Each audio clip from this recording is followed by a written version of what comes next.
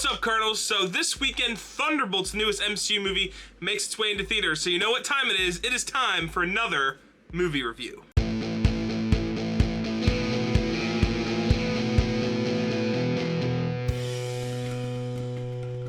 What's up, guys? So last week I got the chance to go see an early screening of Thunderbolts. I'm going to give you all of my thoughts, all of my reactions, but before I do that, I kind of just want to give you the general consensus that I absolutely loved the movie. I thought it was great. I thought it was great in almost every way. I'm going to talk again in fully in just a second, but if you're new here, consider subscribing so you don't miss any of my other movie reviews. Yeah, let's talk about the Thunderbolts. So ever since I saw this last week, it has been all I could think about. I left the movie theater thinking just so many things about the movies and how different it felt. And yes, all the time you're gonna see these reviews and you're gonna be like, oh, everyone just says it's the next best thing in the MCU. I am telling you, as someone that liked Captain America Brave New World, as someone that, you know, has liked maybe some of the MCU projects where some people might not have liked it as much, that's absolutely their prerogative. But as someone who is has been a fan of the MCU since it started, I really enjoyed myself here for reasons that aren't typical of the MCU. Someone who is into the more grounded characters of the MCU, you know, Daredevil, assassin-like characters that maybe don't have superpowers, right? This movie is for you if you are into that. I mean, this is almost as grounded as you can get, aside from the main villain, of course. But like, your whole team of characters is just like assassins, or at least like ground level heroes that don't really have powers, maybe other than like super soldier serum, or you know what I mean, or a very basic power, right? And it just, for me, I loved it. I love, the whole marketing campaign is what? So we just punch and shoot? Exactly, that's exactly what you do.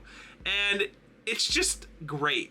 It's just so, it's great. So going into the movie, I was expecting Bucky or John Walker to be my favorite, as I was really into him in Falcon the Winter Soldier. I really liked the way they fleshed out his character, and I'm just a lifelong Bucky fan. You know, the Winter Soldier is my favorite character in the MCU, has been for as long as I can remember, and I just kind of expected to go into this thinking that one of them would be my favorite character in this movie specifically. I was wrong. I walked out and I actually said to my girlfriend, I go, I think Bob, aka Sentry, was my favorite character in the entire movie. Honestly, it surprised me a little bit because I knew I was gonna like him, but they really make him likable. He's funny, he's charismatic, he gives you like this like family vibe to him, and he's like, everything that happens with him in this movie is like done to him, and he just reacts how any other person would.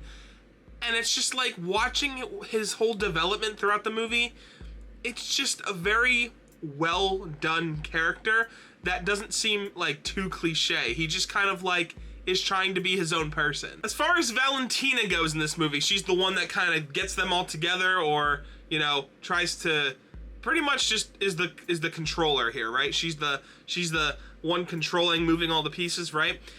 She kind of plays how you would expect, but I will say, the way that they end her character in this movie, and when I say end, no, I don't necessarily mean kill. I'll leave that up to interpretation or just see the movie, right? But the way that they end her character in this movie, I did not expect it. I wasn't quite expecting it, which it kind of goes along with the hero's ending in this movie, but it's kind of cool. So obviously, if you've seen any other reviews like mine, you're gonna hear constantly that this movie is about mental health, and it very much is, especially with like Bob and Yelena. Those are like the big ones, but the whole team kind of suffers from it, right? These characters are, they feel like they're not good enough, they're nobodies, right? And the whole movie, you just want them to be able to prove to everybody that that's not who they are, that even, they might not have all these powers and they might have made mistakes in the past, they really can be these heroes that, you'll hear Red Guardian kind of be like, we can be the heroes. This team can be the heroes on the Wheaties box. And that's such a beautiful story to tell. Speaking of Red Guardian, him and Yelena's bond is kind of what pushes this movie's plot from, you know, them feeling sorry about themselves to them kind of like going into the we can be the heroes. Their whole dynamic together and their kind of father-daughter type bond is exactly what this movie needs to keep pushing it in just the perfect pace so that it gets to where it wants.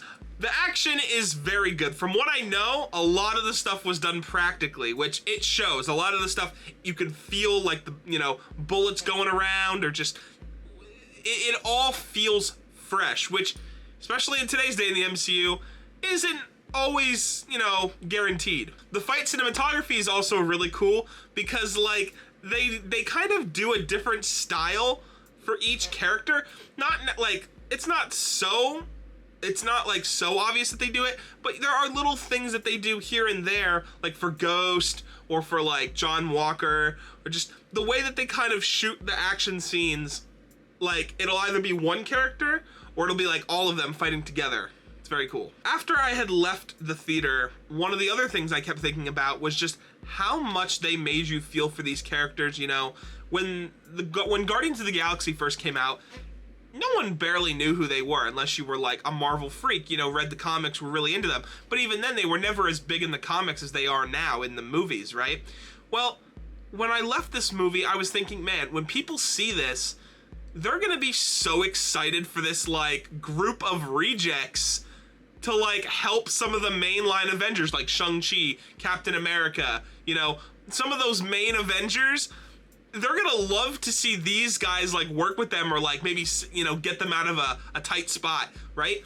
That's all I could think about, is that people are gonna be like, you know, if these guys show up in Doomsday, they're gonna be like, oh my God, like it's, you know, them. And I can't tell you what that asterisk means, but you'll find out in the movie. The last thing I'll say as far as, you know, all the things that I loved about the movie, is just that Bucky is the backbone. Yelena is definitely the leader of this team, but Bucky kind of serves as like the second up like backbone, and they kind of work together to kind of, you know, everyone has their spot in the team, but they are definitely like the, you know, the leader and backbone, kind of like the Captain America Iron Man, you know what I mean? I do want to talk about something. Now, I don't necessarily feel this way, but I just kind of wanted to say this because I know a lot of people are going to go into this movie thinking, oh man, you know, is this just gonna be action at every point? It just action, action, action? Absolutely not. It has its fair share of action, you know, in a good way. I don't think it's too much or too little, but I know, and there might even have been some people that have already said it, that like, oh, this movie doesn't have enough action. I think it blends the action perfectly with the emotional moments that it needs to. And as for something that just kind of happens in the movie, this is where kind of a spoiler for the movie, so if you don't want to, you know what happens, then I would, you know, skip to the very ending where I kind of give my whole summary. So the spoiler is that Taskmaster dies in the first 15 minutes of this movie. She actually ends up dying from Ghost, and for that, I have to say, can we just get the actual Taskmaster in this universe? I know it's played off as like a joke, but it almost feels like a Mandarin situation from Iron Man 3 where like they're eventually just gonna give us the real Tony Masters. Why can't we just do that? I don't know what Marvel's obsession with like introducing a character that's nothing like how they're supposed to be, and then just going, yeah, we're gonna introduce the actual character then.